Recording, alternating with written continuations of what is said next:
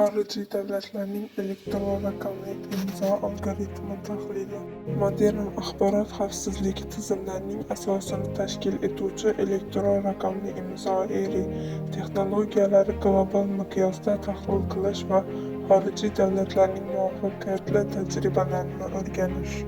Elektron raqamli imzo nima va uning ahamiyati? Ma'lumotlarning to'g'riligi, ma'lumotlarning buzilmaganligini tasdiqlaydi va hujjatning asl nusxasini o'zgartirilmaganligini kafolatlaydi. Shaxsni tasdiqlash imzoning egasi haqiqatdan ham tasdiqlangan shaxs ekanligini tekshirish imkonini beradi va kimligini aniqlashni ta'minlaydi. Dunyo bo'ylab standartlar va me'yorlari, xalqaro standartlar, milliy standartlashtirish. Har bir mamlakat o'z milliy standartlarini ishlab chiqadi.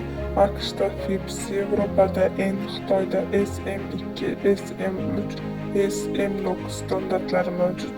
Standartlar kriptografik algoritmlar, kalit uzunligi, sertifikat formati va tasdiqlash protokollari kabi muhim parametrlarni belgilaydi. AQShdagi asosiy algoritmlari NIST tomonidan 1991-yilda tasdiqlangan va FIPS 186 standartiga kiritilgan diskrete logaritm masalasiga asoslanadi. Kalit uzunligi 1024-3072 bitgacha, odatda 2048 bit, kalit uchun 256 bit hash funksiya ishlatiladi. Esa algoritm 1977-yilda yaratilgan keng tarqalgan kriptografik algoritm, katta sonlarni ko'paytuvchilarga ajratish qiyinligiga asoslanadi. Kalit uzunligi odatda 2048 yoki 4096 bit. Ko'pchilik sertifikatlar va protokollar ishlatiladi. Yevropa Ittifoqidagi yondashuvlari va qonunchiligi 2014-yilda qabul qilingan va 2016-yilda kuchga kirgan elektron identifikatsiya ishonch xizmatlarini birlashtiradi. 3 darajali tizim sodda, kengaytirilgan va to'liq ishonchli elektron imzolar. Osiyo davlatlarida qo'llaniladigan texnologiyalari Xitoyda SM2, SM3 va SM4 standartlari ishlab chiqildi. Yaponiyada esa RSA va STSA algoritmlariga asoslangan JPKI sertifikatlashtirish markazi orqali taqdim etiladi. Elektron hukumat xizmatlaridan keng qo'llaniladi.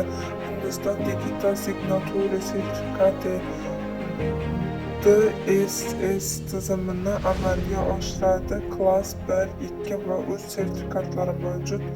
Ikkilamchi imzo uchun biometrik ma'lumotlar ishlatiladi.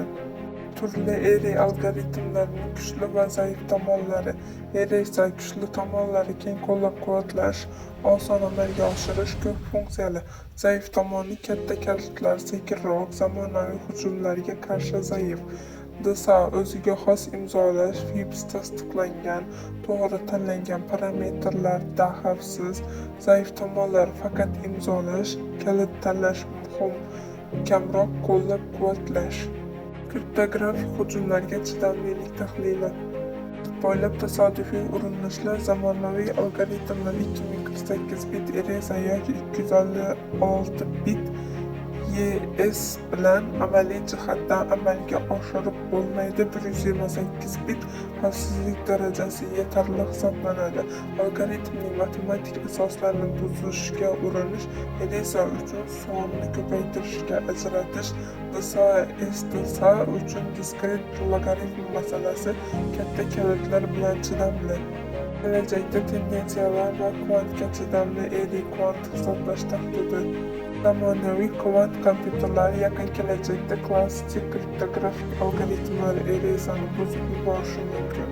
Xulosa qilib aytganda, O'zbekiston uchun xorijiy tajribadan olinadigan saboqlar: yaxshi amaliyotlarni o'rganish, standartlashtirish va me'yorlashtirish, qonunchilik asosi, xavfsizlik darajasini oshirish, xalqaro hamkorlik, xalqaro standartlashtirish tashkilotlarida faol ishtirok etish, o'zaro tan olish va integratsiya protokollarini ishlab chiqish, xalqaro shartnomalar uchun qo'llanishini ta'minlash, elektron imzolar huquqiy kuchini belgilovchi qonun hujjatlar qabul qilish, imzolar qabul qilinishi, sertifikatlash markazlari faoliyati, va mas'uliyati tartibi to'g'risida to'liq me'yorlar, milliy ERI standartlarini ishlab chiqish va xalqaro standartlar bilan moslashtirish, kalit uzunlik algoritmlar va sertifikatlash